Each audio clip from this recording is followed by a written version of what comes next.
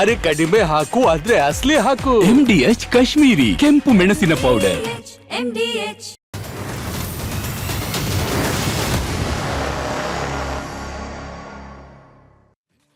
ಜಡಾಡಳಿತಕ್ಕೆ ಚಾಟಿಯೇಟು ಕಂಗಾಲಾದ ಶ್ರೀಸಾಮಾನ್ಯನ ಬೆಂಗಾವಲು. ವ್ಯವಸ್ಥೆಯ ಓರೆ ಕೋರೆಗೆ ಹಿಡಿದ ಕನ್ನಡಿ, ಸಮಸ್ಯೆಗಳ ವಿರುದ್ಧ ಎದ್ದ ಜನದನಿ. ಇದು ನಿಮ್ಮ ಧ್ವನಿ. ನಾನು ಶ್ರೀಪಾದ್ ಪಾಟೀಲ್. ಈಗ ಸುದ್ದಿಗಳನ್ನ ಗಮನಿಸ್ತಾ ಹೋಗೋಣ ವೀಕ್ಷಕರೇ. ಬಿಡದಿಯ ಟೌನ್ಶಿಪ್ ಯೋಜನೆ ಈಗ DK Shivakumar versus Kumaraswamy talk ವಾರ್ಗೆ ನಾಂದಿ ಹಾಡಿವೆ. ಇದೀಗ ಬಿಡದಿ ಅಂಗಳದಲ್ಲಿ ಪಂಥಾಹ್ವಾನ ಪಾಲಿಟಿಕ್ಸ್ ಸಿಕ್ಕಾಪಟ್ಟೆ ಜೋರಾಗಿದೆ. ಕುಮಾರಸ್ವಾಮಿ ಹಾಕಿದ್ದ ಸವಾಲ್ಗೆ DK ಶಿವಕುಮಾರ್ ಉತ್ತರ ಕೊಟ್ಟಿದ್ದಾರೆ. DK ಶಿವಕುಮಾರ್ ಉತ್ತರಕ್ಕೆ ಕುಮಾರಸ್ವಾಮಿ ಅವರು ಮತ್ತೆ ಉತ್ತರ ಕೊಟ್ಟಿದ್ದಾರೆ. ಹಾಗಾದ್ರೆ ದಳಪತಿ ಹೇಳಿದ್ದೇನು, ಅದಕ್ಕೆ DK ಕೊಟ್ಟ ಉತ್ತರ ಏನು, ಎಲ್ಲವನ್ನ ಬನ್ನಿ ನೋಡ್ಕೊಂಡ್ ಬರೋಣ.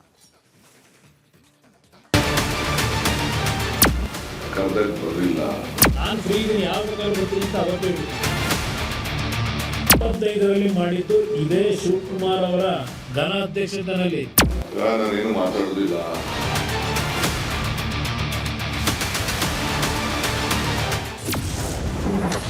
ಟೌನ್ಶಿಪ್ ವಿರುದ್ಧ DKC ಟಾಕ್ 5. ಬಿಡದಿ ಅಂಗಳದಲ್ಲಿ ಈಗ ಪಂಥಾಹ್ವಾನ ಪಾಲಿಟಿಕ್ಸ್.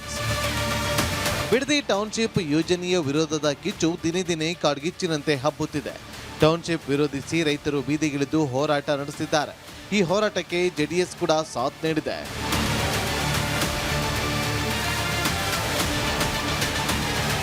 ಭೂಸ್ವಾಧೀನ ಕೈಬಿಡುವಂತೆ ಸರ್ಕಾರದ ವಿರುದ್ಧ ಕೇಂದ್ರ ಸಚಿವ ಕುಮಾರಸ್ವಾಮಿ ವಾಗ್ದಾಳಿ ನಡೆಸಿದ್ದಾರೆ. ಬಿಡದಿ ಬ್ಯಾಟಲ್ ಗ್ರೌಂಡ್ನಲ್ಲಿ HDK ಹೊಸ ಬಾಂಬ್ ಸಿಡಿಸಿದ್ದು 2007ರಲ್ಲಿ ಬಿಡದಿ ಟೌನ್ಶಿಪ್ ಘೋಷಣೆ ಮಾಡಿದ್ದು ನಾನೇ ಅಂದಿದ್ದಾರೆ. ಹೆಚ್ಚುವರಿ ಬಿಡದಿ ಸಮಗ್ರ ಉಪನಗರ ಯೋಜನೆಗೆ ವ್ಯಾಪ್ತಿಗೆ ಸೇರ್ಪಡೆಗೊಳಿಸಲಾಗಿದೆ 11/6/2007. ಅಂದರೆ ಜೂನ್ ತಿಂಗಳು 11ನೇ ತಾರೀಕು 2007ನೇ ಇಸ್ವಿ. ಇದು ನನ್ನ ಅವಧಿಯ ಸಂದರ್ಭದಲ್ಲಿ ತೆಗೆದುಕೊಂಡಂಥ ಡೇಟ್ ವೈಸು, ಮಂತ್ಲಿ ವೈಸು ಅವರೇ ಕೊಟ್ಟಿದ್ದಾರೆ. ಈ ಕಾಪಿನೂ ನಿಮಗೆ ಕೊಡ್ತೀನಿ. ಇನ್ನು ಈ ಬಗ್ಗೆ ಮಾತನಾಡಿದ ಕುಮಾರಸ್ವಾಮಿ, ಬಿಡದಿ ಟೌನ್ಶಿಪ್ ಯೋಜನೆಯನ್ನ ಮಾಡೋದಿಲ್ಲ, ಸದನದಲ್ಲಿ ಈ ವಿಚಾರವನ್ನ ನಾನು ಸ್ಪಷ್ಟವಾಗಿ ಹೇಳಿದ್ದೀನಿ ಅಂತ ಹೇಳಿದ್ದೆ ಅಂದಿದ್ದಾರೆ. ಇದರಲ್ಲಿ ರೈತರನ್ನು ಒಕ್ಕಲೆಬ್ಬಿಸಬೇಕೆಂದು ಅಲ್ಲ, ರೈತರು ಬಹಳ ಆಕ್ರೋಶದಲ್ಲಿ ಮಾತನಾಡುತ್ತಿದ್ದಾರೆಂದು ಹೇಳುತ್ತಿದ್ದರು. ನನಗೆ ಓಟು ಕೊಟ್ಟಿರುವಂಥ ಪುಣ್ಯಾತ್ಮರು ಅವರು, ನಾನು ಅವರನ್ನು ಒಕ್ಕಲೆಬ್ಬಿಸಿ ಅವರ ಮನಸ್ಸಿಗೆ ನೋವು ಕೊಟ್ಟು ಅಲ್ಲಿ ಟೌನ್ಶಿಪ್ ಮಾಡುವಂಥ ಅವಶ್ಯಕತೆ ಇಲ್ಲ. ಇವತ್ತು ಅವರು ನನ್ನ ಹತ್ತಿರ ಚರ್ಚೆ ಮಾಡಿದ್ದಾರೆ. ಇವತ್ತು ಕೇವಲ ರಾಜಕೀಯಕ್ಕೋಸ್ಕರವಾಗಿ ಬೇರೆ ರೀತಿಯಲ್ಲಿ ಬಣ್ಣ ಕಟ್ಟಲಿಕ್ಕೆ ಹೋಗುವ ರೀತಿಯಲ್ಲಿ ಹೋರಾಟ ಮಾಡುವವರಿದ್ದರೆ ನೀವು ಹೋರಾಟವನ್ನು ಮಾಡಬಹುದು. ಟೌನ್ಶಿಪ್ ಮಾಡ್ತಕ್ಕಂಥ ಕೆಲಸ ಇಲ್ಲ ಅಂತಕ್ಕಂಥ ಕ್ಲಿಯರ್ ಆಗಿ ಹೇಳ್ತೀನಿ. ಬಿಡದಿ ವಿಚಾರವಾಗಿ 2025ರವರೆಗೂ ಯಾವುದೇ ನೋಟಿಫಿಕೇಶನ್ ಆಗಿರಲಿಲ್ಲ. ಆದರೆ ಈ ಮಹಾನುಭಾವ ಬಂದ ಮೇಲೆ ನೋಟಿಫಿಕೇಶನ್ ಆಗಿದೆ ಅಂತ ಹೇಳಿದರು. ಜೊತೆಗೆ ಬಿಡದಿಗೆ ಚರ್ಚೆಗೆ ಬರುವಂತೆ CMಗೆ HDK ಸವಾಲ್ ಹಾಕಿದರು. 25ರಲ್ಲಿ ಮಾಡಿದ್ದು ಇದೇ ಶಿವಕುಮಾರ್ ಅವರ ಘನ ಅಧ್ಯಕ್ಷತೆಯಲ್ಲಿ. ಅಲ್ಲಿವರೆಗೆ ಯಾವುದೇ ರೀತಿಯ ರೈತರ ಭೂಮಿಯನ್ನು ಪಡೆಯತಕ್ಕಂಥ ಪ್ರಿಲಿಮಿನರಿ ನೋಟಿಫಿಕೇಶನ್ ಆಗಿಲ್ಲ. 2025ನೇ ಇಸ್ವಿವರೆಗೆ 20 ವರ್ಷದಿಂದ ನಡೀತಾ ಇದೆ ಇದು ಬಿಡದಿ ಟೌನ್ಶಿಪ್ಪು. 12/3/2025ಕ್ಕೆ ಪ್ರಿಲಿಮಿನರಿ ನೋಟಿಫಿಕೇಶನ್ ಮಾಡಿರ್ತಕ್ಕಂಥದ್ದು. ಫೈನಲ್ ಈಗ 2026 10/6/2026 ಈಗ ಫೈನಲ್ ನೋಟಿಫಿಕೇಶನ್ ಮಾಡಿದ್ದಾರೆ. ಈಗಲೂ ಅದೇ ಹೇಳೋದು, ನಾನು ಫ್ರೀ ಇದ್ದೀನಿ, ಯಾವ ಬೇಕಾದ್ರೂ ಬರ್ತೀನಿ ಅಂತ ಅವತ್ತು ಹೇಳಿದ್ದೀನಿ. ನಾನೇನು ಬರಲ್ಲ ಅಂತ ಹೇಳಿಲ್ಲ, ಯಾಕೆಂದರೆ ಬ್ಯುಸಿ ಅವರು, ಅವರಷ್ಟು ಬ್ಯುಸಿ ನಾವಿಲ್ಲ. ಅದರಿಂದ ಅವರು ಆ ಬ್ಯುಸಿ ಶೆಡ್ಯೂಲ್ನಲ್ಲಿ ಸಮಯ ಫ್ರೀ ಮಾಡ್ಕೊಂಡು ಬಂದ್ರೆ ನಂದೇನು ಯಾವಾಗ ಬೇಕಾದ್ರೂ ತಯಾರಿದ್ದೀವಿ. ಇದೇನು ಸುಮ್ಮನೆ ನಾವು ರೆಡಿ ಮಾಡ್ಕೊಂಡು ಬಂದಿದ್ದೀವ, ಇದೆಲ್ಲ ರೈತರದೇ. ಅದರಿಂದ ಅಲ್ಲ ಬೈರ್ಮಂಗ್ ಜನಗಳ ಹತ್ರಕ್ಕೆ ಹೋಗೋಣ. ದಿನೇ ದಿನೇ ಬಿಡದಿ ಬೆಂಕಿ ಉಗ್ರ ಸ್ವರೂಪ ಪಡೆದುಕೊಳ್ತಾ ಇದೆ. ಸರ್ಕಾರದ ವಿರುದ್ಧ JDS ಭೂಸ್ವಾಧೀನ ಕೈಬಿಡುವಂತೆ ಪಟ್ಟು ಹಿಡಿದಿದ್ದು, ಈ ಹೋರಾಟ ಅದೆಲ್ಲಿ ಹೋಗಿ ಮುಟ್ಟುತ್ತೋ ಕಾದು ನೋಡಬೇಕಿದೆ.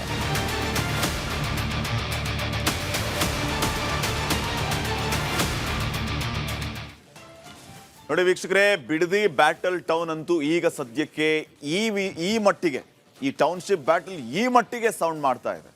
ಕುಮಾರಸ್ವಾಮಿ ಅವರು ಸವಾಲ್ ಹಾಕ್ತಾರೆ, DK ಶಿವಕುಮಾರ್ ಪ್ರತಿ ಸವಾಲ್ ಹಾಕ್ತಾರೆ. ಎಲ್ಲಿಗೆ ಬಂದು ನಿಂತಿದೆ? ಇಲ್ಲಿವರೆಗೂ ಹೇಳ್ತಾ ಇದ್ದದ್ದೇನು ಡಿ ಕೆ ಶಿವಕುಮಾರ್ ಅವರು? ಕುಮಾರಸ್ವಾಮಿ ಅವರೇ ಆರಂಭ ಮಾಡಿದ್ದನ್ನ ನಾವು ಮುಂದುವರಿಸ್ಕೊಂಡು ಹೋಗ್ತಾ ಇದ್ದೀವಿ ಅಂತ. ಅದಕ್ಕೆ ಕುಮಾರಸ್ವಾಮಿ ಅವರು ಈಗ ಸ್ಪಷ್ಟನೆಯನ್ನ ಕೊಟ್ಟಿದ್ದಾರೆ. ಯಾವ ರೀತಿ? 2005ರಲ್ಲಿ ಬಿಡದಿ ಟೌನ್ಶಿಪ್ ಘೋಷಣೆ ಮಾಡಿದ್ದು ನಿಜ ಅಂತ ಕುಮಾರಸ್ವಾಮಿ ಅವರು ಒಪ್ಕೊಂಡಿದ್ದಾರೆ. ಹೌದು, 2005ರಲ್ಲಿ ಬಿಡದಿ ಟೌನ್ಶಿಪ್ ಘೋಷಣೆ ಮಾಡಿದ್ದು ನಿಜ ಅಂತ ಕುಮಾರಸ್ವಾಮಿ ಅವರು ಹೇಳ್ತಾರೆ. ಮುಂದುವರೆದೇನು ಹೇಳ್ತಾರೆ? ಮಾರ್ಚ್ ಅಲ್ಲಿ ಯೋಜನೆ ಘೋಷಣೆ ಮಾಡಿದ್ದು ನಾನೇ. ಯೋಜನೆ ಘೋಷಣೆ ಮಾಡಿದ್ದನ್ನ ಈ ಮೂಲಕ ಕುಮಾರಸ್ವಾಮಿ ಅವರು ಒಪ್ಕೊಂಡಿದ್ದಾರೆ. 2005ರಲ್ಲಿ ಘೋಷಣೆ ಮಾಡಿದ್ದು ನಾನೇ. 2007ರಲ್ಲಿ ಟೌನ್ಶಿಪ್ ಯೋಜನೆಯನ್ನ ಕೈ ಬಿಟ್ಟಿದ್ದು ನಾನೇ. ಅದಕ್ಕೆ ಫುಲ್ ಸ್ಟಾಪ್ ಇಟ್ಟಿದ್ದು ನಾನೇ. ಆ ಯೋಜನೆಯನ್ನ ನಿಲ್ಲಿಸಿದ್ದು ನಾನೇ ಅಂತ ಕುಮಾರಸ್ವಾಮಿ ಅವರು ಹೇಳ್ತಾರೆ. ಯಾಕೆ ಯೋಜನೆಯನ್ನ ನಿಲ್ಲಿಸಿದ್ವಿ? ಅದಕ್ಕೂ ಕಾರಣ ಕೊಡ್ತಾರೆ ಕುಮಾರಸ್ವಾಮಿ ಅವರು. ಯೋಜನೆಯಿಂದ ರೈತರಿಗೆ ತೊಂದರೆ ಆಗ್ತಾ ಇದೆ, ತೊಂದರೆ ಆಗುತ್ತೆ ಅನ್ನುವಂಥ ವಿಚಾರ ಗೊತ್ತಾಯಿತು. ಹಿಂಗಾಗಿ ರೈತರಿಗೆ ತೊಂದರೆ ಕೊಟ್ಟು ಯೋಜನೆ ಮಾಡುವಂತ ಅಗತ್ಯ ಇಲ್ಲ, ಹಿಂಗಾಗಿ ಅದನ್ನ ನಿಲ್ಲಿಸಿದೆ ಅಂತ ಕುಮಾರಸ್ವಾಮಿ ಅವರು ಹೇಳ್ತಾರೆ. ಸೊ 2025ರವರೆಗೂ ಯಾವುದೇ ರೀತಿಯ ನೋಟಿಫಿಕೇಶನ್ ಈ ಯೋಜನೆಗೆ ಆಗಿರಲಿಲ್ಲ. ಈಗ ಈ ಮಹಾನುಭಾವ ಬಂದ ಮೇಲೆ ನೋಟಿಫಿಕೇಶನ್ ಆಗಿದೆ ಅಂತ ಕುಮಾರಸ್ವಾಮಿ ಅವರು ಡಿ ಕೆ ಶಿವಕುಮಾರ್ ಅವರ ಹೆಸರು ಹೇಳದೆ ಈ ಮಹಾನುಭಾವ ಅಂತ ಹೇಳುವ ಮೂಲಕ ಪರೋಕ್ಷವಾಗಿ ಸಿಎಂ ಡಿ ಕೆ ಶಿವಕುಮಾರ್ ಅವರನ್ನ ಕುಟುಕಿದ್ದಾರೆ. ಈಗ ಪಂಥಾಹ್ವಾನಕ್ಕೆ ಬಂದು ನಿಂತು ಸ್ಪಷ್ಟನೆಯನ್ನ ಕೊಟ್ಟರು. ಸ್ಪಷ್ಟನೆ ಆದ್ಮೇಲೆ ಈಗ ಪಂಥಾಹ್ವಾನ ಪೊಲಿಟಿಕ್ಸ್ ಜೋರಾಗ್ತಾ ಇದೆ. ಯಾವ ರೀತಿ ಪಂಥಾಹ್ವಾನ ಅನ್ನೋದನ್ನ ನೋಡ್ತಾ ಹೋಗೋಣ. ಮುಖ್ಯವಾಗಿ ಬಿಡದಿಗೆ ಬಂದು ಚರ್ಚೆ ಮಾಡೋದಕ್ಕೆ ಸಿಎಂ ಡಿ ಕೆ ಶಿವಕುಮಾರ್ ಅವರಿಗೆ ಕುಮಾರಸ್ವಾಮಿ ಅವರು ಸವಾಲು ಹಾಕ್ತಾ ಇದ್ದಾರೆ. ಬನ್ನಿ ಈ ಬಗ್ಗೆ ಚರ್ಚೆ ಮಾಡೋಣ ಅಂತ ಹೇಳಿ ಡಿ ಕೆ ಶಿವಕುಮಾರ್ ಅವರನ್ನ ಬಿಡದಿಗೆ ಆಹ್ವಾನಿಸಿದ್ದಾರೆ ಕುಮಾರಸ್ವಾಮಿ ಅವರು. ಬನ್ನಿ ಅಲ್ಲಿ ಇಲ್ಲಿ ಯಾಕೆ, ರೈತರ ಹತ್ರನೇ ಹೋಗ್ಬಿಡೋಣ, ಚರ್ಚೆ ಮಾಡೋಣ ಅಂತ ಹೇಳಿದರು. ಅನ್ನದಾತರ ಸಮ್ಮುಖದಲ್ಲೇ ಚರ್ಚೆ ಮಾಡೋಣ ಅಂತ ಸವಾಲು ಹಾಕಿದರು. ಸಿಎಂ ಡಿ ಕೆ ಶಿವಕುಮಾರ್ ಅವರಿಗೆ ಸವಾಲು ಹಾಕಿದ್ದು ಮಾಜಿ ಸಿಎಂ ಪ್ರಸ್ತುತ ಕೇಂದ್ರ ಸಚಿವ ಕುಮಾರಸ್ವಾಮಿ ಅವರು. ಹಾಗಿದ್ರೆ ಮುಂದೇನಾಗುತ್ತೆ? ಇದು ಸದ್ಯಕ್ಕಿನ ಪ್ರಶ್ನೆ. ಅದರ ಮುಂದುವರೆದ ಭಾಗವಾಗಿ ವೀಕ್ಷಕರ ನನ್ನ ಹತ್ರ 2 ಲೆಟರ್ ಇದೆ. ಈ 2 ಲೆಟರಲ್ಲಿ ಪಂಥಾಹ್ವಾನ ಯಾವ ರೀತಿ ನಡೀತಾ ಇದೆ ಅನ್ನೋದ್ರ ಬಗ್ಗೆ ನಾನು ಹೇಳ್ತಾ ಹೋಗ್ತೀನಿ. ನೋಡಿ, ಒಂದ್ ಕಡೆ ಕುಮಾರಸ್ವಾಮಿ ಅವರು ಏನು ಪಂಥಾಹ್ವಾನ ಕೊಟ್ರಲ್ಲ, ಬನ್ನಿ ಚರ್ಚೆ ಮಾಡೋಣ ಅಂತ ಹೇಳಿ, ಡಿ ಕೆ ಶಿವಕುಮಾರ್ ಅವರು ಕುಮಾರಸ್ವಾಮಿ ಅವರಿಗೆ ಬರೆದಿರುವಂತಹ ಒಂದು ಪತ್ರ ನನ್ನ ಕೈಯಲ್ಲಿದೆ. ಈಗ ಇದರಲ್ಲಿ ಏನು ಹೇಳ್ತಾರೆ ಡಿ ಕೆ ಶಿವಕುಮಾರ್ ಅವರು, ಮಾನ್ಯ ಮುಖ್ಯಮಂತ್ರಿಗಳು, ತಾವು ಪ್ರಾರಂಭ ಮಾಡಿದ ಬಿಡದಿ ಟೌನ್ಶಿಪ್ ಯೋಜನೆಗೆ ಸಂಬಂಧಪಟ್ಟಂತೆ ತಮ್ಮ ಜೊತೆ ನಾನು ಚರ್ಚೆ ಮಾಡೋದಕ್ಕೆ ಸಿದ್ಧ. ಈ ಮೂಲಕ ಸವಾಲನ್ನ ಸ್ವೀಕರಿಸಿದ್ದಾರೆ ಡಿ ಕೆ ಶಿವಕುಮಾರ್ ಅವರು. ಆ ಲೆಟರಲ್ಲಿ ಏನಿದೆ ಅನ್ನೋದನ್ನ ಡೀಟೇಲ್ ಆಗಿ ಹೇಳ್ತಾ ಹೋಗ್ತೀನಿ ಕೇಳಿ. ಕುಮಾರಸ್ವಾಮಿ ಸವಾಲನ್ನ ಸ್ವೀಕರಿಸಿದ್ದಾರೆ ಸಿಎಂ ಡಿ ಕೆ ಶಿ. ಏನ್ ಹೇಳ್ತಾರೆ? ಟೌನ್ಶಿಪ್ ಬಗ್ಗೆ ಚರ್ಚೆ ಮಾಡೋದಕ್ಕೆ ನಾನು ಉತ್ಸುಕನಾಗಿದ್ದೇನೆ. ಆಯ್ತು, ನೀವು ಕರೆದ್ರಲ್ವಾ, ಬನ್ನಿ ಚರ್ಚೆ ಮಾಡೋಣ ಅಂತ. ಆಯ್ತು, ಬನ್ನಿ ಚರ್ಚೆ ಮಾಡೋಣ, ನಾನು ಬರ್ತೇನೆ, ಚರ್ಚೆ ಮಾಡೋಣ ಅಂತ ಸಿಎಂ ಡಿ ಕೆ ಶಿವಕುಮಾರ್ ಅವರು ಹೇಳ್ತಾ ಇದ್ದಾರೆ. ಯಾವಾಗ? ಜೂನ್ 26ನೇ ತಾರೀಕು. ಜೂನ್ 26ನೇ ತಾರೀಕು ಬೆಳಿಗ್ಗೆ 11 ಗಂಟೆಗೆ ಚರ್ಚೆಗೆ ಬನ್ನಿ ಮಾತಾಡೋಣ ಅಂತ ಮುಕ್ತವಾಗಿ ಆಹ್ವಾನಿಸಿದ್ದಾರೆ ಸಿಎಂ ಡಿ ಕೆ ಶಿವಕುಮಾರ್ ಅವರು ಕುಮಾರಸ್ವಾಮಿ ಅವರನ್ನ. ಎಲ್ಲಿಗೆ? ವಿಧಾನಸೌಧಕ್ಕೆ ಚರ್ಚೆಗೆ ಬರುವಂತೆ ಡಿ ಕೆ ಶಿವಕುಮಾರ್ ಅವರು ಕುಮಾರಸ್ವಾಮಿ ಅವರನ್ನ ಆಹ್ವಾನಿಸಿದ್ದಾರೆ. ನೀವು ನಿಮ್ಮ ತಂಡದ 5ರನ್ನ ಕರ್ಕೊಂಡು ಬನ್ನಿ, ನೀವು ಬನ್ನಿ, ನಿಮ್ಮ ಜೊತೆಗೆ ನಿಮ್ಮ ತಂಡದ 5ರನ್ನ ಕರ್ಕೊಂಡು ಬನ್ನಿ, ಮುಕ್ತವಾಗಿ ಈ ಬಗ್ಗೆ ಚರ್ಚೆ ಮಾಡೋಣ, ಮಾತಾಡೋಣ. ಕುಮಾರಸ್ವಾಮಿ ಅವರಿಗೆ ಪಂಥಾಹ್ವಾನವನ್ನು ನೀಡಿರೋದು ಸಿಎಂ ಡಿ ಕೆ ಶಿವಕುಮಾರ್ ಅವರು. ಮೊದಲು ಕುಮಾರಸ್ವಾಮಿ ಅವರು ಚರ್ಚೆ ಮಾಡೋಣ ಬನ್ನಿ ಈ ಬಗ್ಗೆ ಅಂತ ಹೇಳಿದರು. ಡಿ ಕೆ ಶಿವಕುಮಾರ್ ಅವರು ಇದಕ್ಕೆ ಪತ್ರದ ಮೂಲಕ ಉತ್ತರ ಕೊಟ್ಟರು. ಆಯ್ತು, ಬನ್ನಿ ಚರ್ಚೆ ಮಾಡೋಣ ಅಂತ ಹೇಳಿ. ಈಗ ವಿಧಾನಸೌಧಕ್ಕೆ ಏನು ಕರೆದಿದ್ದಾರಲ್ಲ ಡಿ ಕೆ ಶಿವಕುಮಾರ್ ಅವರು, ಮಾನ್ಯ ಮುಖ್ಯಮಂತ್ರಿ ಕುಮಾರಸ್ವಾಮಿ ಅವರನ್ನ ಏನು ಡಿ ಕೆ ಶಿವಕುಮಾರ್ ಅವರು ಆಹ್ವಾನ ಮಾಡಿದ್ದಾರೆ, ಇದಕ್ಕೆ ಕುಮಾರಸ್ವಾಮಿ ಅವರು ಮತ್ತೆ ಕೌಂಟರ್ ಕೊಟ್ಟಿದ್ದಾರೆ. ಆ ಪತ್ರವೂ ಇದೆ ನನ್ನ ಹತ್ರ. ಕುಮಾರಸ್ವಾಮಿ ಅವರು ಇದಕ್ಕೇನು ಕೌಂಟರ್ ಕೊಟ್ಟಿದ್ದಾರೆ ಅಂತ ಹೇಳಿ, ಸಿಎಂ ಡಿ ಕೆ ಶಿವಕುಮಾರ್ ಆಹ್ವಾನವನ್ನ HD ಕುಮಾರಸ್ವಾಮಿ ಅವರು ಸ್ವೀಕರಿಸಿದ್ದಾರೆ. ವಿಧಾನಸೌಧದಲ್ಲಿ ಚರ್ಚೆ ಮಾಡೋದಕ್ಕೆ ಆಹ್ವಾನ ನೀಡಿದ್ದೀರಿ. ಆದರೆ ಜೂನ್ 26ನೇ ತಾರೀಕು ಪೂರ್ವ ನಿಯೋಜಿತ ಕೆಲಸ ಇದೆ. ಹಿಂಗಾಗಿ ಜೂನ್ 27ನೇ ತಾರೀಕು ಚರ್ಚೆಗೆ ಬರೋದಕ್ಕೆ ನಾನು ಸಿದ್ಧನಿದ್ದೇನೆ. ಬಿಡದಿ ಅಥವಾ ಬೈರಮಂಗಲದ ಸೂಕ್ತ ಸ್ಥಳದಲ್ಲಿ ಚರ್ಚೆಗೆ ಬನ್ನಿ, ಜೊತೆಗೆ ಬಿಡದಿ ರೈತರನ್ನೂ ಕೂಡ ಸಭೆಗೆ ಆಹ್ವಾನಿಸುವಂತೆ ಎಚ್ ಡಿ ಕುಮಾರಸ್ವಾಮಿ ಅವರು ಮನವಿಯನ್ನ ಮಾಡಿದ್ದಾರೆ. ತಾವು ಬರೆದಿರುವಂತಹ ಪತ್ರದಲ್ಲಿ ವಿಧಾನಸೌಧದಲ್ಲಿ ನಡೆಸಲು ಉದ್ದೇಶಿಸಿರುವಂತಹ ಸಭೆಯಲ್ಲಿ ಬಾಧಿತ ರೈತ ವರ್ಗ, ಗ್ರಾಮಸ್ಥರು ಮತ್ತು ಪಾಲುದಾರರನ್ನ ಆಹ್ವಾನಿಸದೆ ಅವರನ್ನ ಹೊರಗೆ ಇಟ್ಟು ಸಭೆ ನಡೆಸೋದ್ರಿಂದ ಸಭೆ ಫಲಪ್ರದ ಆಗೋದಿಲ್ಲ. ಅವರನ್ನೂ ಕರೆಯೋಣ, ಅವರು ಮಧ್ಯದಲ್ಲಿ ಕೂತ್ಕೊಂಡು ಮುಕ್ತವಾಗಿ ಚರ್ಚೆ ಮಾಡೋಣ ಅಂತ ಕುಮಾರಸ್ವಾಮಿ ಅವರು ಡಿ ಕೆ ಶಿವಕುಮಾರ್ ಅವರ ಈ ಆಹ್ವಾನಕ್ಕೆ ಕೌಂಟರ್ ಕೊಟ್ಟಿದ್ದಾರೆ.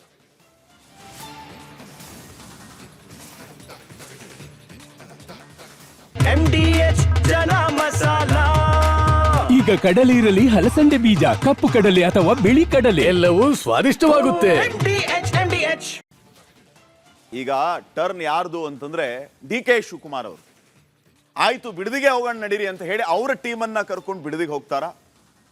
ಯಾಕಂದ್ರೆ ವಿಧಾನಸೌಧ ಈಗ 26ನೇ ತಾರೀಕು ನನಗೆ ಕಾರ್ಯಕ್ರಮ ಇದೆ ಪೂರ್ವ ನಿಯೋಜಿತ. 27ನೇ ತಾರೀಕು ನಾವು ಖಂಡಿತ ಸೇರೋಣ, ನಿಮ್ಮ ಸವಾಲನ್ನು ಸ್ವೀಕರಿಸಿದ್ದೇವೆ. ಆದ್ರೆ ಬಿಡದಿಗೆ ಬಂದ್ಬಿಡಿ, ರೈತರನ್ನ ಹೊರಗಿಟ್ಟು ಯಾಕೆ ಮೀಟಿಂಗ್ ಮಾಡೋದು?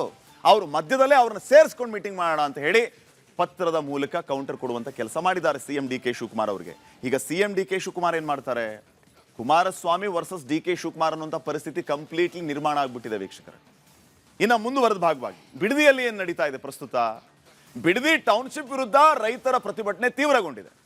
ಕಳೆದ 1 ವರ್ಷದಿಂದ ಬಿಡದಿಗೆ ಸೀಮಿತವಾಗಿದ್ದ ಟೌನ್ಶಿಪ್ ವಿರೋಧ ಹೋರಾಟದ ಕಿಚ್ಚು ಈಗ ಅಕ್ಕಪಕ್ಕದ ಜಿಲ್ಲೆಗಳಿಗೆ ಆವರಿಸಿದೆ. ಬಿಡದಿ ರೈತರ ಹೋರಾಟ ಬೆಂಬಲಿಸಿ ಇವತ್ತು 9 ಜಿಲ್ಲೆಗಳ ರೈತರು ಬೈಕ್ ರ್ಯಾಲಿಯನ್ನ ನಡೆಸಿದ್ದಾರೆ. ಹಾಗಾದ್ರೆ ಬಿಡದಿಯಲ್ಲಿ ಇವತ್ತು ರೈತರ ಹೋರಾಟ ಹೇಗಿತ್ತು ನೋಡ್ಕೊಂಬ.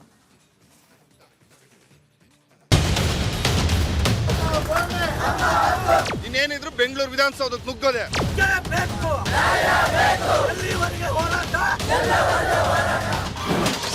ಬಿಡದಿ ಹೋರಾಟಕ್ಕೆ 9 ಜಿಲ್ಲೆಗಳ ರೈತರ ಬೆಂಬಲ. ಜಿಲ್ಲೆ ಜಿಲ್ಲೆಗೂ ವ್ಯಾಪಿಸಿದ ಟೌನ್ಶಿಪ್ ಕಿಚ್ಚು.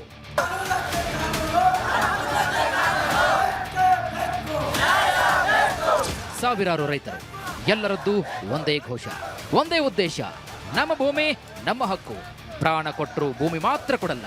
ಇದೀಗ ಈ ಆಕ್ರೋಶದ ಕಿಚ್ಚು ಬಿಡದಿಗೆ ಮಾತ್ರ ಸೀಮಿತವಾಗಿರದೆ ಬೇರೆ ಬೇರೆ ಜಿಲ್ಲೆಗಳಿಗೂ ಕೂಡ ವ್ಯಾಪಿಸ್ತಾ ಇದೆ.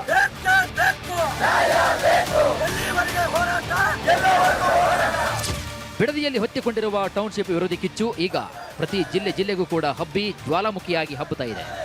ಬಿಡದಿ ಮಣ್ಣಿನ ಮಕ್ಕಳ ಹೋರಾಟಕ್ಕೆ ಅಕ್ಕಪಕ್ಕದ ಜಿಲ್ಲೆಗಳ ರೈತರು ಕೂಡ ಬೆಂಬಲಕ್ಕಿಳಿದಿದ್ದಾರೆ. ಹಚ್ಚ ಹಸಿರಿನ ಭೂಮಿಯಲ್ಲಿ ಕಾಂಕ್ರೀಟ್ ಕಾಡು ನಿರ್ಮಿಸಲು ಹೊರಟಿರುವ ಸರ್ಕಾರದ ವಿರುದ್ಧ ತೊಡೆತಟ್ಟಿ ನಿಂತಿದ್ದಾರೆ. ನೂರಾರು ಸಂಖ್ಯೆಯಲ್ಲಿ ಬೈಕ್ ರ್ಯಾಲಿಯಲ್ಲಿ ಅನ್ನದಾತರು ಇವತ್ತು ಹಸಿರು ಶಾಲನ್ನ ಹಾಕೊಂಡು ಬೈಕ್ ರ್ಯಾಲಿಯನ್ನ ಆರಂಭ ಮಾಡಿರುವಂತದ್ದು. ಬಿಡದಿಯ ಯೋಜನೆಯನ್ನ ಕೈ ಬಿಡಬೇಕು ಅಂತ ಹೇಳಿ ಸುತ್ತೂರಿನ ರೈತರ ಬೆಂಬಲ ಇವತ್ತು ಸಿಕ್ಕಿರುವಂತದ್ದು. ಮೈಸೂರು, ಮಂಡ್ಯ, ರಾಮನಗರ, ಚಿಕ್ಕಬಳ್ಳಾಪುರ, ತುಮಕೂರು ಹೀಗೆ ಬೇರೆ ಬೇರೆ ಭಾಗಗಳಿಂದ, ಮಾಗಡಿ, ಈ ಎಲ್ಲಾ ಭಾಗದಿಂದನೂ ಕೂಡ ರೈತರು ಈಗ ಬಂದಿರುವಂತದ್ದು. ಬೈಕ್ ರ್ಯಾಲಿಯನ್ನ ಕೂಡ ನೀವು ನೋಡಬಹುದಾಗಿದೆ. ಬಿಡದಿ ಟೌನ್ಶಿಪ್ ವಿರುದ್ಧ ರೈತರ ಪ್ರತಿಭಟನೆ ತೀವ್ರಗೊಂಡಿದೆ. ಭೂ ಸ್ವಾಧೀನ ಪ್ರಕ್ರಿಯೆ ಚುರುಕುಗೊಳ್ತಾ ಇದ್ದಂತೆ ಬಿಡದಿ ರೈತರು ಹೋರಾಟವನ್ನು ಬಿರುಸುಗೊಳಿಸಿದ್ದಾರೆ.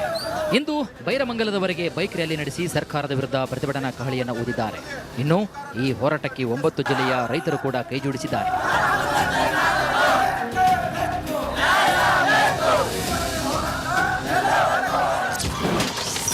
ಒಂಬತ್ತು ಜಿಲ್ಲೆಗಳ ರೈತರ ಬೆಂಬಲ: ಮೈಸೂರು, ಮಂಡ್ಯ, ರಾಮನಗರ, ಶಿವಮೊಗ್ಗ, ಕೋಲಾರ, ಚಿಕ್ಕಬಳ್ಳಾಪುರ, ತುಮಕೂರು, ಚಿತ್ರದುರ್ಗ, ಬೆಂಗಳೂರು ಗ್ರಾಮಾಂತರ. ಬೈಕ್ ರ್ಯಾಲಿ ಆರಂಭಿಸಿದ್ದೀರಾ, ನೆಕ್ಸ್ಟ್ ಏನ್? ಈ 9 ಜಿಲ್ಲೆ ಆಗ್ತದೆ, ಇಡೀ ಕರ್ನಾಟಕನೇ ಬರ್ತದೆ. ಇನ್ನೇನಿದ್ರು ನಮಗೆ ಇಡೀ ರಾಜ್ಯದ ರೈತರು ಬೆಂಬಲ, ಎಲ್ಲಾ ಸಂಘಟನೆ ಬೆಂಬಲ ಸಿಕ್ಕಿದೆ. ಇನ್ನೇನಿದ್ರು ಬೆಂಗಳೂರು ವಿಧಾನಸೌಧಕ್ಕೆ ನುಗ್ಗೋದೆ. ರೈತರ ಹೋರಾಟಕ್ಕೆ ಶಾಸಕ ಪುಟ್ಟಣ್ಣಯ್ಯ ಸಾಥ್. ಬಿಡದಿ ರೈತರ ಹೋರಾಟಕ್ಕೆ ಕಾಂಗ್ರೆಸ್ ಬೆಂಬಲಿಗ ಶಾಸಕ ದರ್ಶನ್ ಪುಟ್ಟಣ್ಣಯ್ಯ ಸಾಥ್ ಕೊಟ್ಟಿದ್ದಾರೆ. ಇಂದು ರೈತರು ಧರಣಿ ನಡೆಸ್ತಾ ಇರುವಂತಹ ಬೈರಮಂಗಲ ಗ್ರಾಮಕ್ಕೆ ಭೇಟಿ ನೀಡಿದ ದರ್ಶನ್ ಪುಟ್ಟಣ್ಣಯ್ಯ ಅಭಿವೃದ್ಧಿ ಅಂದ್ರೆ ಬಿಲ್ಡಿಂಗ್ ಕಟ್ಟೋದಾ ಹೀಗಂತ ಸರ್ಕಾರಕ್ಕೆ ಪ್ರಶ್ನೆ ಮಾಡಿದ್ರು. ಡೆವಲಪ್ಮೆಂಟ್ ಅಂದ್ರೆ ಏನು ಅಂತ ಒಂದು ಪ್ರಶ್ನೆ ಕೇಳ್ಕೊಬೇಕಾದ್ರೆ, ಇರೋವ್ರನ್ನ ಒಕ್ಕಲೆಬ್ಸಿ ಡೆವಲಪ್ಮೆಂಟ್ ಮಾಡಬೇಕಾ ಅಥವಾ ಇರೋವ್ರಿಗೆ ಯಾವ ಥರ ಡೆವಲಪ್ಮೆಂಟ್, ಅವ್ರು ಏನು ನಡ್ಕೊಂಡು ಹೋಗ್ತಾ ಇದ್ದಾರೆ ಅದೇ ರೀತಿ ನಡ್ಕೊಂಡು ಹೋಗ್ಬೇಕಾ ಅನ್ನೋದ್ರ ಬಗ್ಗೆ ಪರಿಶೀಲನೆ ಮಾಡಬೇಕು.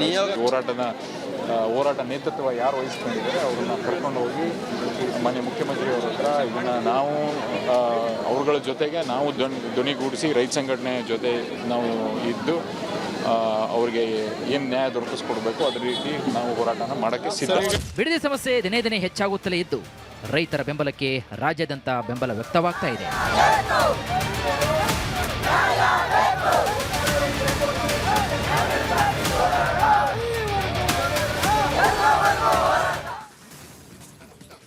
ನೋಡಿ, ಬಿಡದಿ ಟೌನ್ಶಿಪ್ ವಿರುದ್ಧ ರೈತರು ಹೋರಾಟವನ್ನ ಮಾಡ್ತಾ ಇದ್ದಾರೆ. ನಮಗೆ ಈ ಯೋಜನೆ ಅಗತ್ಯವೂ ಇಲ್ಲ, ಬೇಡವೂ ಬೇಡ ಅಂತ ಹೇಳಿ ಸಾವಿರಾರು ರೈತರಿಂದ ಬೈರಮಂಗಲ ಚಲೋ ನಡೀತಾ ಇದೆ. ಬೈರಮಂಗಲ ಚಲೋಗೆ ವೀಕ್ಷಕರೇ 9 ಜಿಲ್ಲೆಗಳ ರೈತರು ಬೆಂಬಲವನ್ನು ವ್ಯಕ್ತಪಡಿಸ್ತಾ ಇದ್ದಾರೆ. ರೈತರಿಗಾಗಿ ರೈತರು ಧಾವಿಸಿ ಬರ್ತಾ ಇದ್ದಾರೆ ಬಿಡದಿಗೆ. ಯಾವುದೇ ಕಾರಣಕ್ಕೂ ಈ ಯೋಜನೆ ಜಾರಿಗೆ ಬರಬಾರದು. ಈ ಯೋಜನೆ ರೈತರಿಗೆ ಮರಣ ಶಾಸನ ಆಗ್ತಾ ಇದೆ. ಇಂಥ ನಮಗೆ ಯಾಕೆ ಬೇಕು? ರೈತರನ್ನ ವಿರೋಧ ಹಾಕೊಂಡು ಯಾಕಿಂತ ಯೋಜನೆ ಮಾಡ್ತೀರಿ ಅನ್ನುವಂಥದ್ದು ರೈತರ ಪ್ರಶ್ನೆ ಆಗಿದೆ. ಅಲ್ಲಿಗೆ ಈ ಹೋರಾಟ ಏನಿದೆಯಲ್ಲ, ಇದು ಬಿಡದಿಗೆ ಸೀಮಿತ ಆಗದೆ ಬಿಡದಿಯನ್ನ ಮೀರಿ ಹೋಗ್ತಾ ಇದೆ. ಬಿಡದಿಯ ವ್ಯಾಪ್ತಿಯನ್ನ ಮೀರ್ತಾ ಇದೆ. 9 ಜಿಲ್ಲೆಗಳ ರೈತರು ಈಗ ಬೆಂಬಲವನ್ನ ಘೋಷಣೆ ಮಾಡಿದ್ದಾರೆ. ಎಲ್ಲ ರೈತರು ಬರ್ತಾ ಇದ್ದಾರೆ ಅಲ್ಲಿಗೆ. ಬಿಡದಿಯಲ್ಲಿ ಟೌನ್ಶಿಪ್ ಯೋಜನೆಯನ್ನ ಕೈ ಬಿಡುವಂತೆ ಹೋರಾಟವನ್ನ ಮಾಡ್ತಾ ಇದ್ದಾರೆ. ಬಿಡದಿಗೆ ಸೀಮಿತ ಆಗ್ತಾ ಇಲ್ಲ ಈ ಟೌನ್ಶಿಪ್ ಕಿಚ್ಚು. ರೈತರೆಲ್ಲ ಸೇರ್ತಾ ಇದ್ದಾರೆ, ಒಗ್ಗಟ್ಟಾಗ್ತಾ ಇದ್ದಾರೆ. ಸರ್ಕಾರದ ಈ ಯೋಜನೆಯ ವಿರುದ್ಧ ಯಾವ ರೀತಿ ಸಿಟ್ಟಾಗ್ತಾ ಇದ್ದಾರೆ ಅಂತಂದ್ರೆ, ನಮ್ಮ ಒಪ್ಪಿಗೆ ಇಲ್ಲ, ನಾವು ಭೂಮಿ ಕೊಡಲ್ಲ, ನೀವು 2 ಕೋಟಿ ಅಲ್ಲ 50 ಕೋಟಿ ಕೊಡ್ತೀವಂದ್ರು ನಾವು ಭೂಮಿಯನ್ನ ಕೊಡಲ್ಲ ಅಂತ ಹೇಳ್ತಿದ್ದಾರೆ. ಆದಾಗ್ಯೂ ಕೂಡ ನಿಮಗ್ಯಾಕೆ ಪ್ರತಿಷ್ಠೆ, ನಿಮಗ್ಯಾಕೆ ಜಿದ್ದು, ನಮ್ಮ ಭೂಮಿಯನ್ನ ತಗೋಬೇಕು ಅನ್ನೋ ಹಠ ಯಾಕೆ ಅಂತ ರೈತರು ಪ್ರಶ್ನೆ ಮಾಡ್ತಾ ಇದ್ದಾರೆ ಈ ಪ್ರತಿಭಟನೆಯ ಮೂಲಕ. ರಾಜ್ಯವ್ಯಾಪಿ ಆಗುತ್ತಾ ಹಾಗಿದ್ರೆ ಬಿಡದಿ ಟೌನ್ಶಿಪ್ ಕಿಡಿ? ಇವತ್ತು 9 ಜಿಲ್ಲೆ, ನಾಳೆ 15 ಜಿಲ್ಲೆ, ಇದೇ ರೀತಿ ರಾಜ್ಯವ್ಯಾಪಿ ಬಿಡದಿ ಟೌನ್ಶಿಪ್ ಯೋಜನೆಯನ್ನ ಖಂಡಿಸಿ ರೈತರು ಒಗ್ಗಟ್ಟಾಗ್ತಾರ? ಮತ್ತೊಂದು ರೈತ ಕ್ರಾಂತಿ ಆಗೋಗ್ಬಿಡುತ್ತಾ? ಬಿಡದಿ ಸಮಸ್ಯೆಗೆ ರೈತರು ಒಂದಾಗ್ತಾ ಇದ್ದಾರೆ. ಬಹುಶಃ ಮುಖ್ಯಮಂತ್ರಿ ಡಿ.ಕೆ. ಶಿವಕುಮಾರ್ ಅವರು ಈಗ ರಾಜಧರ್ಮ ಪಾಲನೆ, ಮುತ್ಸದ್ದಿತನವನ್ನ ತೋರಿಸಲೇಬೇಕಾದ ಅನಿವಾರ್ಯತೆ ಇದೆ. ಮೊದಲೇನ್ ಮಾತಾಡಿದ್ರು, ಏನ್ ಬಿಟ್ರು, ಮುಖ್ಯಮಂತ್ರಿ ಆಗೋದಕ್ಕಿಂತ ಪೂರ್ವದಲ್ಲಿ ಅವರ ನಿಲುವೇನಿತ್ತು, ದಟ್ ಈಸ್ ಸೆಕೆಂಡರಿ. ಬಟ್ ಈಗ ಅವರು ನಮ್ಮ ರಾಜ್ಯದ ಮುಖ್ಯಮಂತ್ರಿಗಳು. ಪ್ರತಿಯೊಬ್ಬರ ಹಿತ ಕಾಪಾಡಬೇಕಾಗಿರೋದು ಅವರ ಕರ್ತವ್ಯ ಆಗಿದೆ. ಏನ್ ಮಾಡ್ತಾರೆ ಕಾದ್ ನೋಡ. ನೆಕ್ಸ್ಟ್,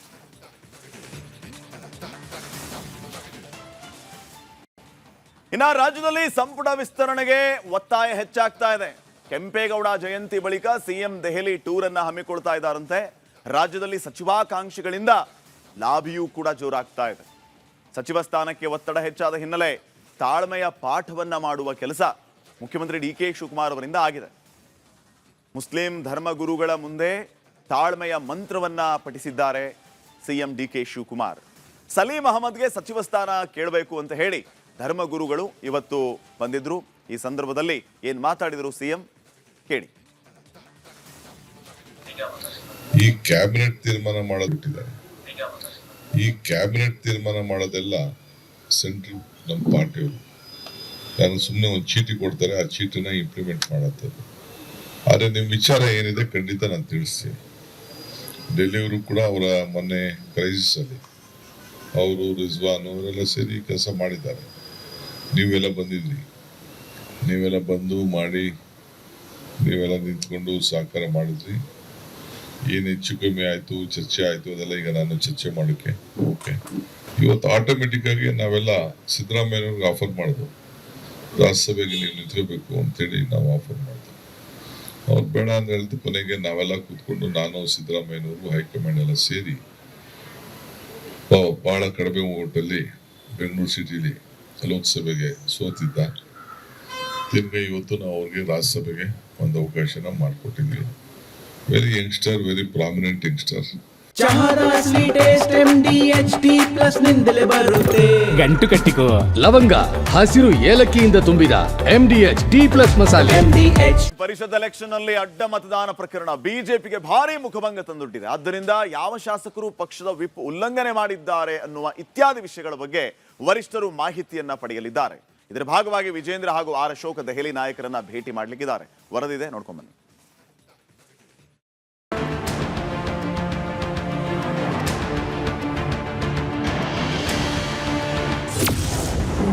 ಬಿಜೆಪಿ ಹೈಕಮಾಂಡ್ ಅಂಗಳದಲ್ಲಿ ಕ್ರಾಸ್ ವೋಟಿಂಗ್ ಕಿಚ್ಚು.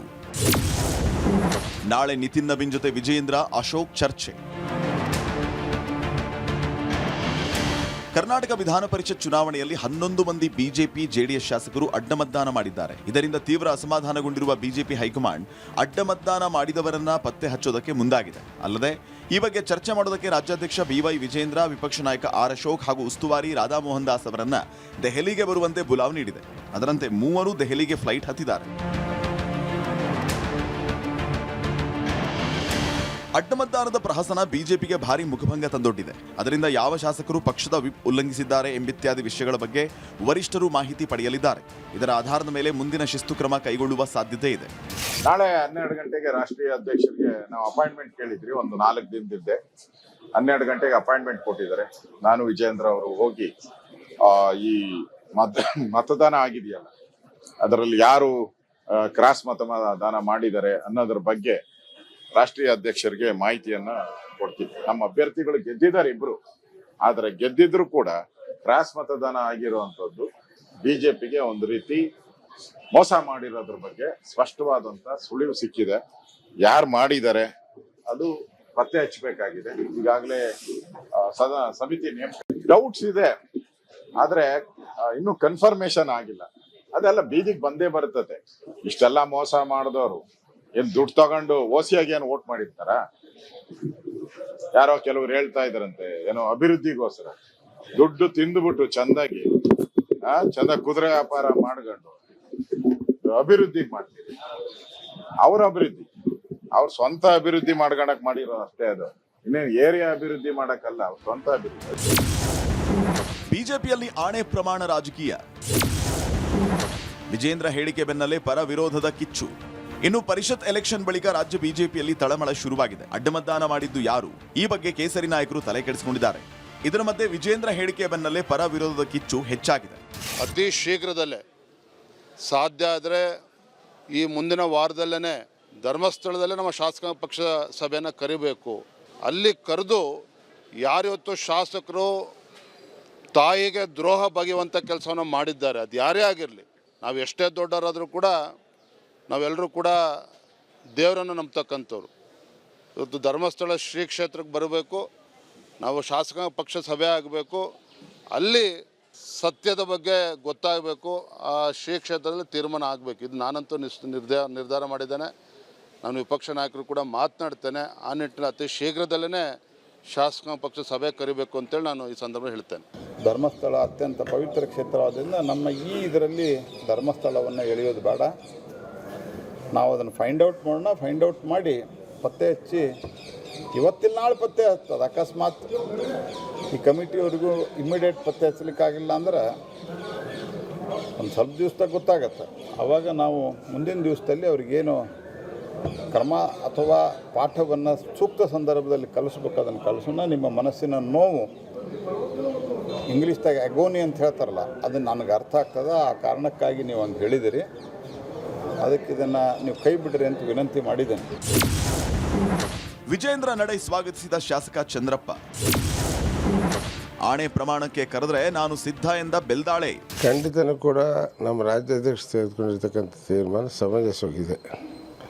ಇವತ್ತು ಈ ಎಷ್ಟು ನಂಬಿಕೆ ಇಟ್ಟಿದೆ ಧರ್ಮಸ್ಥಳ ಮಂಜುನಾಥ ಸ್ವಾಮಿ ಮೇಲೆ ಅಂತಕ್ಕಂಥದ್ದು ಎಲ್ಲ ಜಾಹೀರಾಗಿರ್ತಕ್ಕಂಥದ್ದು. ಖಂಡಿತನೂ ಕೂಡ ಅವ್ರು ಎಲ್ಲಿ ಕರೆದ್ರು ಕೂಡ ನಾವೆಲ್ಲ ಬರ್ತೀವಿ. ಅವ್ರ ತಗೊಂಡು ತೀರ್ಮಾನಕ್ಕೆ ಬದ್ಧರಾಗಿರ್ತೀವಿ. ನಾಳೆ ಪ್ರಮಾಣ ಮಾಡಿದ್ರೆ ಅಲ್ಲೇ ಶಾಸನ ಸಭೆ ಕರಿತೀನಿ ಅಂತ ನಾವೆಲ್ಲ ಶಾಸಕರು ರೆಡಿ ಇದ್ದೀವಿ. ಯಾರು ತಪ್ಪು ಮಾಡಿದ್ದಾರೆ, ಯಾರು ಅಡ್ಡಮತದಾನ ಮಾಡಿದ್ದಾರೆ ಸನ್ನಿಧಿಯಲ್ಲಿ ಗೊತ್ತಾಗ್ತದೆ ಆಣೆ ಪ್ರಮಾಣ ಮಾಡಿದ್ಮೇಲೆ. ಯಾಕಂದ್ರೆ ಮಾಡ್ತಿಲ್ಲ ಅವ್ರಿಗೂ, ಯಾಕಂದರೆ ಸುಮ್ಮನೆ ಅಪಾದನೆ ರಾಜ್ಯ ತುಂಬ ಇದೊಂದು ಚರ್ಚೆ ವಿಷಯ ಆಗಬಾರ್ದು, ವರಿಷ್ಠರು ಕೂಡ ಮುಜುಗರ ಆಗಬಾರ್ದು ಅಂತ ನಮ್ಮ ರಾಜ್ಯಾಧ್ಯಕ್ಷರು ನಿಲುವು ತೊಗೊಂಡಿದ್ದಾರೆ. ನಿಲುವಿಗೆ ನಾವೆಲ್ಲ, ನಾನಂತೂ ನಿಲುವಿಗೆ ಸ್ಪಂದಿಸ್ತೀನಿ. ನಾನು ಶಾಸನ ಸಭೆ ಕರೆದ್ರೆ ನಾವೆಲ್ಲ ಹೋಗ್ತೀವಿ ಅಂತ ಹೇಳಕ್ಕೆ. ರಾಜ್ಯ ಬಿಜೆಪಿಯಲ್ಲಿ ಆಣೆ ಪ್ರಮಾಣ ಸುನಾಮಿ ಜೋರಾಗಿದ್ದು ವಿಜೇಂದ್ರ ನಡೆಗೆ ಪರ ವಿರೋಧ ವ್ಯಕ್ತವಾಗಿದೆ. ಇತ್ತ ಧರ್ಮಸ್ಥಳದಲ್ಲಿ ಬಿಜೆಪಿ ಶಾಸಕಾಂಗ ಸಭೆಗೆ ಪ್ರಿಯಾಂಕ್ ಟಾಂಗ್ ಕೊಟ್ಟಿದ್ದಾರೆ. ಬಿಜೆಪಿಗೆ ಏನಿದೆ ಅದ್ರ ಬಗ್ಗೆ? ಈಗ ಯುವಕರಿಗೆ ಶಿಸ್ತು ಹೇಳ್ಕೊಡತ್ತಪ್ಪ, ಬಿಜೆಪಿನಲ್ಲಿ ಶಿಸ್ತಿಲ್ಲ. ಅದಕ್ಕೆ ತಾನೇ ಇವತ್ತು 7-8 ಜನ ಅಡ್ಡ ಮತದಾನ ಮಾಡಿರೋದು. ಅದಕ್ಕೆ ತಾನೇ ಇವತ್ತು ಮಂಜುನಾಥ ಸ್ವಾಮಿ ಹತ್ರ ಹೋಗ್ತಾ ಇರೋದು. ಅವ್ರಿಗೆ ಅವ್ರ ಪಾರ್ಟಿ ನೋಡ್ಕೊಳಕ್ಕೆ ಹೇಳಿ, ಇವರೇ ನಮ್ಮ ಪಾರ್ಟಿ ಬಗ್ಗೆ ಏನು ಅವ್ರಿಗೆ ಚಿಂತೆ? ಪರಿಷತ್ ಅಡ್ಡಮತ ಅಖಾಡದಲ್ಲಿ ಆಣೆ ಪ್ರಮಾಣ ರಾಜಕೀಯ ಜೋರಾಗಿದೆ. ದೆಹಲಿ ಹೈಕಮಾಂಡ್ ಇದನ್ನ ಹೇಗೆ ಅಡ್ಡದಾರಿ ಹಿಡಿದವರನ್ನ ಕಂಡು ಹಿಡಿಯುತ್ತೆ ಅನ್ನೋದು ಕಾದ್ ನೋಡಬೇಕು.